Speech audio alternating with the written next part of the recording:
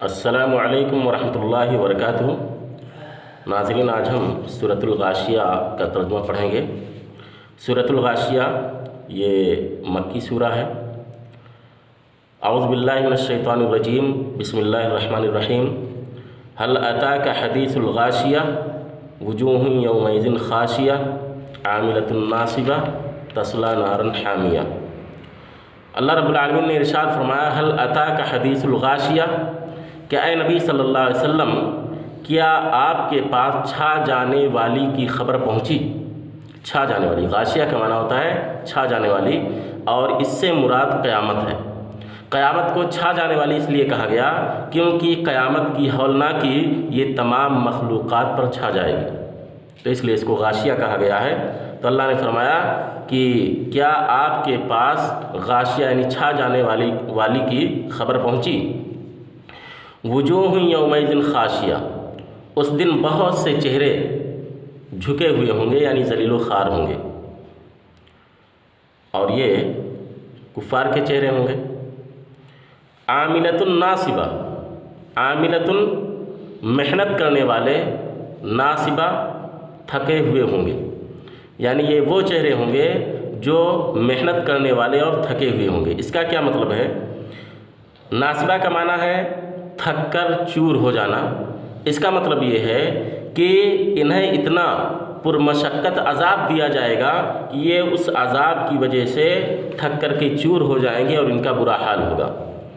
اور اس کا دوسرا مطلب یہ ہے کہ دنیا میں عمل کر کر کے تھک چکے ہوں گے، ایک دم تھکے ہوئے ہوں گے، یعنی انہوں نے خوب عمل کیا ہوگا دنیا میں، لیکن ان کا وہ عمل کفر و معصیت پر مبنی ہوگا، یا اسی طریقے سے ان کی جو عبادت ہوگی وہ عبادت بدعات پر مبنی ہوگی، اور ان کا یہ عمل باطل مذہب کے مطابق ہوگا۔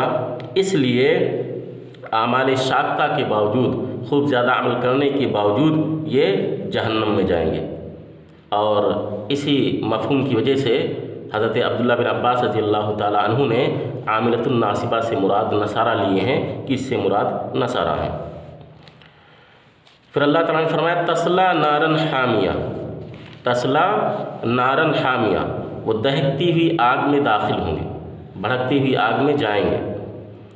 تسقیٰ من عین آنیہ، تسقیٰ وہ پلائے جائیں گے، من عین آنیہ انتہائی گرم چشمے سے، یعنی انتہائی گرم چشمے کا پانی ان کو پلایا جائے گا، یعنی سخت کھولتا ہوا پانی مراد ہے کہ جس کی گرمی بالکل انتہا کو پہنچی ہوئی ہوگی، ایسا پانی ان کو پلایا جائے گا۔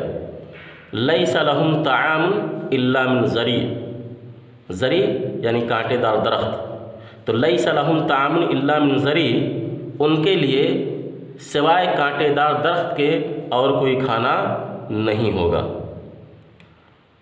یہ کانٹے دار درخت اتنا بدمزہ ہوگا کہ جانور بھی اس کو کھانا پسند نہیں کریں گے، لیکن ایسا کھانا ان جہنمیوں کو کھلایا جائے گا۔ لا یسمن ولا یغنی من جوع، جو نہ موٹا کرے گا، ولا یغنی من جوع، اور نہ بھوک مٹائے گا، یعنی ایسا یہ کانٹے دار درخت جو کھانے کے لیے دیا جائے گا، اس سے نہ تو یہ بدن میں لگے گا کہ اس سے کچھ بدن فربا ہو، موٹا ہو، اور نہ ہی اس سے بھوک مٹے گی۔ پھر اللہ تعالیٰ نے آگے فرمایا وجوہ یومئذ ناعمہ، اس دن بہت سے چہرے تر و تازہ ہوں گے، یعنی آسودہ حال ہوں گے۔ لسعیہا راضیہ، لسعیہا راضیہ، وہ اپنی کوشش پر خوش ہوں گے، راضی ہوں گے۔ فی جنت عالیہ، بلند و بالا جنتوں میں ہوں گے۔ لا تسمع فیہا لاغیہ، اور وہ اس جنتوں میں، ان جنتوں میں کوئی بیہودہ بات نہیں سنیں گے۔ فیہا عین جاریہ، جہاں اس جنت میں بہتا ہوا چشمہ ہوگا۔ فیہا سرر مرفوعہ، اور اس میں اونچے اونچے تخت ہوں گے۔ واکواب موضوعہ، اور آبخورے یعنی پیالے رکھے ہوئے ہوں گے۔ ونمارق مصفوفہ، اور قطار میں لگے ہوئے تکیے ہوں گے۔ ونمارق مصفوفہ، اور گاؤ تکیے قطار میں لگے ہوئے ہوں گے، وزرابی مبسوسہ، اور زرابی یعنی مخملی مسندیں قالینیں پھیلی ہوئی ہوں گی، وزرابی مبسوسہ اور قالینیں پھیلی پڑی ہوں گی، یعنی یہ اہل جنت کا تذکرہ ہے جو جہنمیوں کے برعکس نہایت آسودہ حال ہوں گے اور ہر قسم کی نعمتیں ان کو حاصل ہوں گی۔ اللہ رب العالمین سے دعا ہے کہ اللہ رب العالمین ہمیں جہنم سے محفوظ رکھے اور جنت الفردوس میں داخل فرمائے، آمین۔ باقی آیت کا ترجمہ انشاءاللہ آئندہ آپ کے سامنے رکھا جائے گا۔ والسلام علیکم ورحمۃ اللہ وبرکاتہ۔